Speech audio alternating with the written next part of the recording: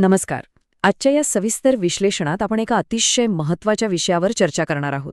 महाराष्ट्र शासनाचं 7 मे 2026चं एक नवीन परिपत्रक आलंय, ज्याने शेतजमीन भाडेपट्ट्याने देण्याच्या नियमांमध्ये अक्षरशः आमूलाग्र बदल घडून आणला आहे. अनेक वर्षांपासून शेतकरी आणि जमीन मालक ज्या बदलाची आतुरतेने वाट पाहत होते ना, तोच हा ऐतिहासिक निर्णय म्हणता येईल. चला तर मग या नवीन नियमांची अगदी सोप्या भाषेत सखोल माहिती घेऊया. आजच्या या विश्लेषणाची रूपरेषा अगदी स्पष्ट आहे.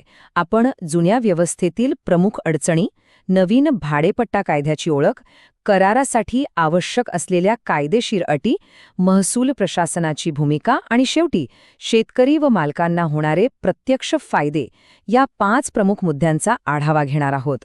सुरुवात करूया पहिल्या टप्प्यापासून. जुन्या व्यवस्थेतील प्रमुख अडचणी आणि अनौपचारिक करारांचा तो काळ. हे नवीन नियम का महत्त्वाचे आहेत हे समजून घेण्यासाठी आधी जुन्या पद्धतीतील त्रुटी समजून घेणं अत्यंत गरजेचं आहे. जुनी आणि नवी व्यवस्था यांची तुलना केली तर जमीन आसमानाचा फरक दिसून येतो. जुन्या अनौपचारिक व्यवस्थेत बहुतांश करार हे तोंडी व्हायचे. यामुळे काय व्हायचं तर पट्टेदार शेतकऱ्यांना कुठलेही अधिकृत लाभ मिळत नसत आणि नेहमीच एका मोठ्या असुरक्षिततेची टांगती तलवार त्यांच्या डोक्यावर असायची. याउलट नवीन कायदेशीर व्यवस्थेत सर्व करार रीतसर नोंदणीकृत होतात. यामुळे शेतकऱ्यांना संस्थात्मक लाभांची दारे तर खुली होतातच, पण मालकांनाही 100% कायदेशीर संरक्षण मिळतं. मागील अनेक वर्षांचा संघर्ष पाहिला तर अधिकृत कागदपत्रांच्या अभावामुळे दोन्ही बाजूंचं कसं मोठं नुकसान होत होतं हे स्पष्ट होतं. कुळवहिवाट कायद्यामुळे जमीन मालक नेहमीच आपली मालमत्ता कायमची गमावण्याच्या भीतीत असायचे आणि त्यामुळे ते नाईलाजाने फक्त अनौपचारिक करार करायचे. दुसरीकडे जे पट्टेदार शेतकरी खऱ्या अर्थाने ती जमीन कसत आहेत, घाम गाळत आहेत, त्यांना पीक कर्ज, पीक विमा आणि नैसर्गिक आपत्तीच्या वेळी मिळणाऱ्या सरकारी मदतीपासून पूर्णपणे वंचित राहावं लागायचं. ही खरंच एक मोठी शोकांतिका होती. आता वळूया दुसऱ्या भागाकडे, नवीन भाडेपट्टा कायद्याची ओळख. इथून खऱ्या अर्थाने कृषी अर्थव्यवस्थेला एक औपचारिक स्वरूप मिळायला सुरुवात होते. तर यातला सर्वात महत्त्वाचा दुवा म्हणजे महाराष्ट्र शेत जमीन भाडेपट्ट्याने देण्याबाबत अधिनियम 2017 आणि नियम 2024. हा तो मुख्य कायदेशीर आराखडा आहे, ज्याला आता या मे 2026च्या परिपत्रकाद्वारे प्रत्यक्ष अंमलबजावणीत आणलं गेलंय.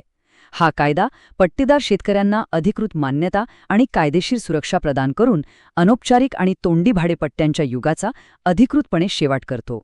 थोडक्यात सांगायचं तर आता सगळं काही कागदोपत्री आणि पक्क असेल. यानंतरचा पुढचा आणि अत्यंत महत्त्वाचा मुद्दा म्हणजे करारासाठी आवश्यक कायदेशीर अटी. हे करार नक्की कसे असावेत हे प्रकर्षाने लक्षात घेणं आवश्यक आहे की साध्या कागदावरील किंवा केवळ तोंडी करारांना आता कायद्याच्या दृष्टीने कवडीचीही किंमत राहिलेली नाही.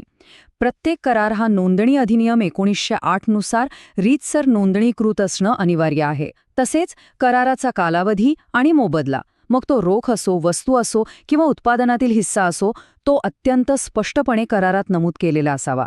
आणि यातली सर्वात दिलासादायक अट कोणती असेल तर पट्टेदार या जमिनीवर भविष्यात कायमस्वरूपी मालकी हक्क सांगू शकणार नाही, ज्यामुळे कराराची मुदत संपताच मूळ मालकाचा हक्क कोणत्याही कायदेशीर अडथळ्याविना पूर्णपणे सुरक्षित राहतो. आता या करारांमुळे नक्की काय करता येईल आणि कशाला सक्त मनाई आहे हे समजून घेऊया. एका बाजूला पीक कर्ज, पीक विमा आणि सरकारी आपत्ती मदतीसारखे अत्यंत गरजेचे अधिकार आता शेतकऱ्यांना कायदेशीररित्या उपलब्ध आहेत. पण दुसऱ्या बाजूला काही कडक निर्बंधही आहेत.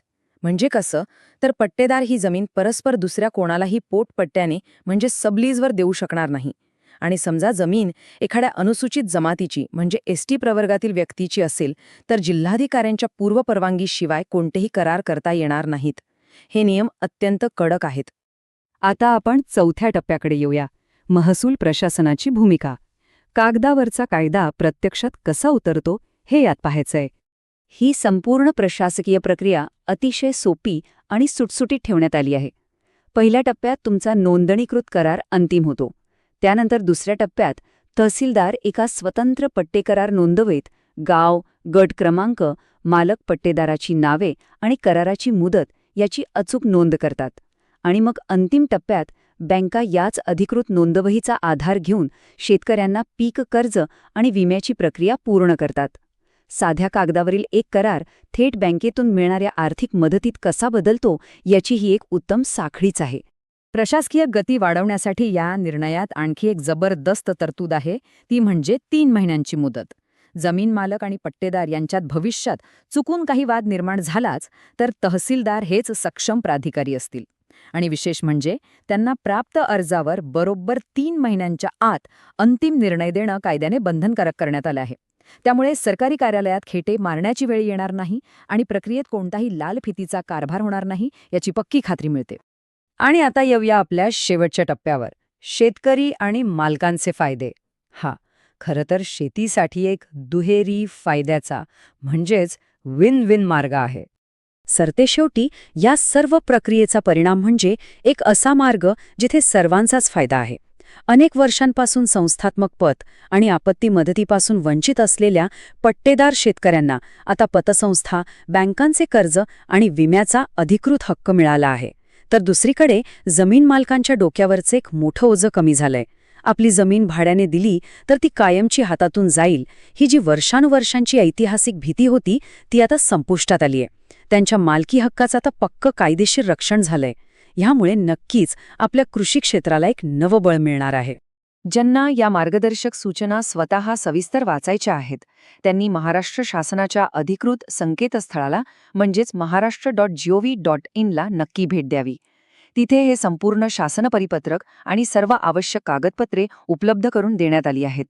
या सविस्तर विश्लेषणाचा समारोप करताना एक अत्यंत महत्त्वाचा प्रश्न नक्कीच विचार करायला लावतो. जमीन भाडेपट्ट्यांना अशा प्रकारे अधिकृत कायदेशीर स्वरूप दिल्याने महाराष्ट्राची संपूर्ण कृषी अर्थव्यवस्था खरोखरच कायमस्वरूपी बदलेल का? या धोरणाचे प्रत्यक्ष जमिनीवर काय परिणाम होतील आणि यातून शेतकऱ्यांच्या जीवनात नक्की कशी क्रांती घडेल हे येणारा काळच ठरवेल. आणि ते पाहणं नक्कीच औत्सुक्याचं ठरणार आहे. याच विचार करायला लावणाऱ्या प्रश्नासोबत आपण आजचं हे विश्लेषण इथेच थांबूया. खूप खूप धन्यवाद.